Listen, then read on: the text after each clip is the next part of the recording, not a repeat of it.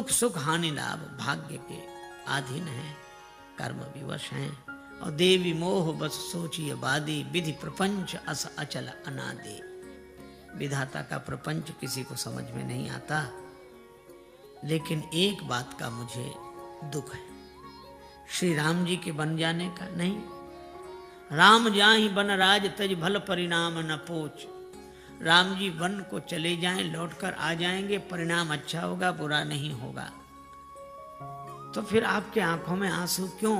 कौशल्या जी ने कहा कि राम जी की सौगंध मैंने आज तक नहीं की, लेकिन चित्रकूट जैसे तीर्थ में मैं राम जी की सौगंध करके कह रही हूं, गहवर ही कहे कौशला मोहि भरत कर सोच। मुझे भरत की चिंता है।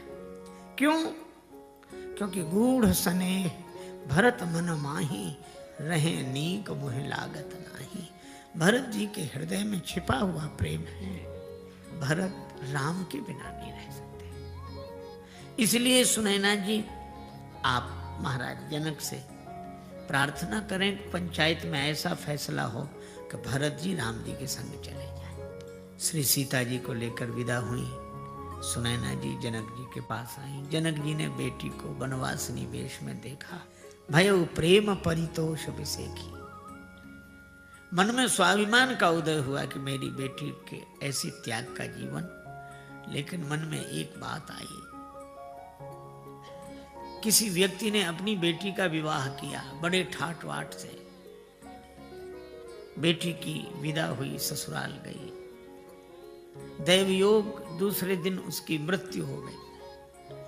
सभी लोग जुड़े, शोकाकुल था परिवार। उस बेटी का पिता भी आया था। सबने अपनी अपनी श्रद्धांजलि दी। पिता ने कहा कि बेटी की समाधि बनाओ तो उस पर ये 2 पंक्तियां मेरी ओर से लिखा देना। क्या दिया? जो कुछ भी दे सकते थे हम इस उम्मीद ना मुरादी में, कफन देना ही भूले थे फकत सामान्य शादी में। हम यही देना भूल गए थे। जनक जी भी सोचते हैं कि हम ये वनवासिनी का जो वेश धारण किया, ये वस्त्र देना भूल गए थे।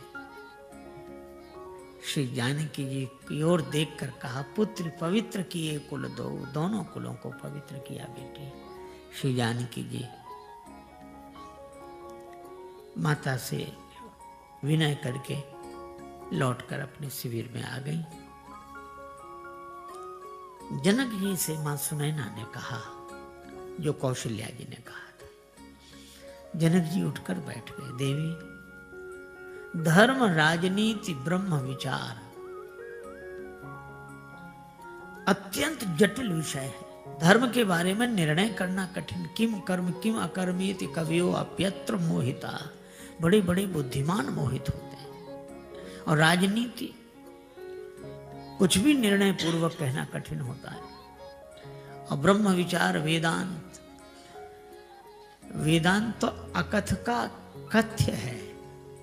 जो नहीं कहा जा सकता उसको ही कहा जा रहा है। कितना कठिन।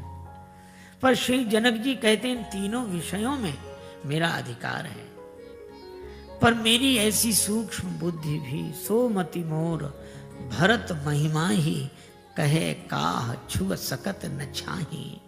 ऐसी मेरी बुद्धि भरत जी की महिमा क्या कहेगी, उनकी परीक्षाएं भी नहीं छू सकती।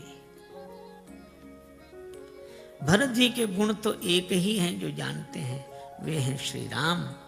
भरत महामहिमा सुन रानी, जानहि राम न सकहि बखानी। पर भरत कथा भवबंध विमोचनी। पूरी रात यही चर्चा करते रहे। इधर श्री भरत सब सो रहे हैं, पर 2 भाई जाग रहे हैं। एक नेम के कारण, एक प्रेम के कारण, एक राम जी के चिंतन में, एक राम जी की चिंता में। एक सजग लोचन है, एक सजल लोचन है। नेम के कारण जाग रहे हैं श्री लक्ष्मण, और प्रेम के कारण जाग रहे हैं श्री भरत। लक्ष्मण जी राम जी के चिंतन में जाग रहे हैं, भरत जी राम जी की चिंता में जाग रहे हैं। नींद नहीं आती।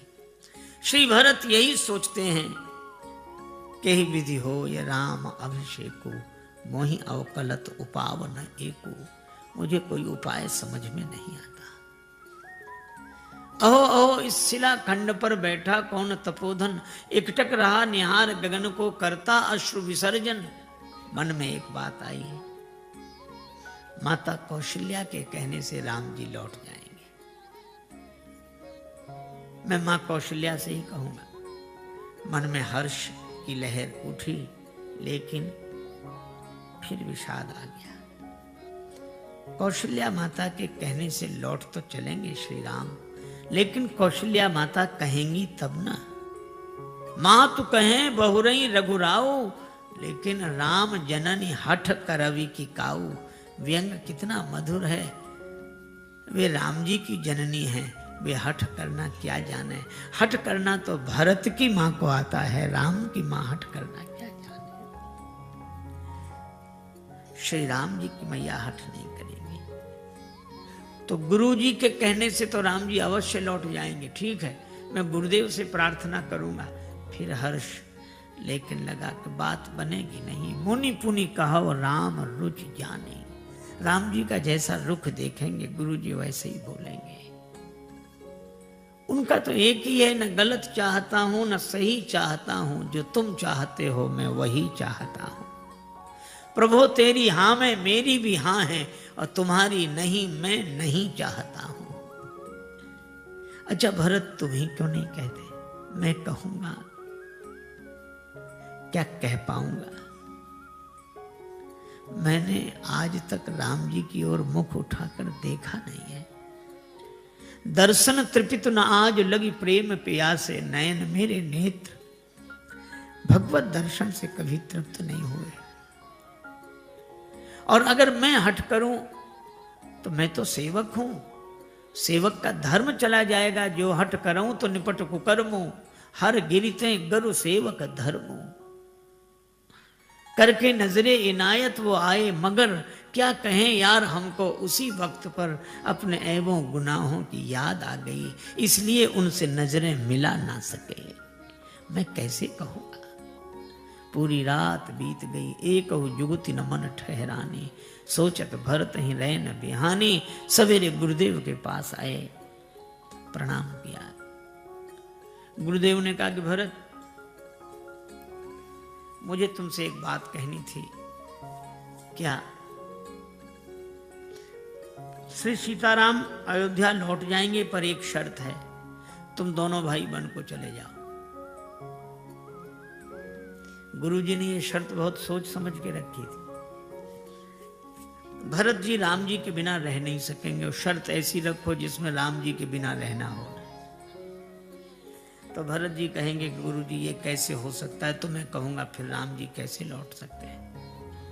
लेकिन जब गुरु जी ने कहा कि तुम दोनों भाई वन में चले जाओ, सुनत बचन पुलके दो भ्राता। दोनों भाई पुलकित हो गए, भे प्रमोद परिपूर्ण गाता। तो हमने ये कथाएं सुनी स्वामी राजेश्वरानंद जी महाराज द्वारा। बहुत ही सुंदर तरीके से इन कथाओं का वर्णन उन्होंने किया है। उम्मीद है आपको ये कथाएं बहुत पसंद आई होंगी। अगर आपको ये कथाएं पसंद आई हैं तो चैनल को सब्सक्राइब कीजिए, वीडियो को लाइक और शेयर कीजिए, ताकि इस तरह की प्रेरक और हास्य कथाएं हम आपके लिए लेकर आते रहें। आपका बहुत बहुत धन्यवाद।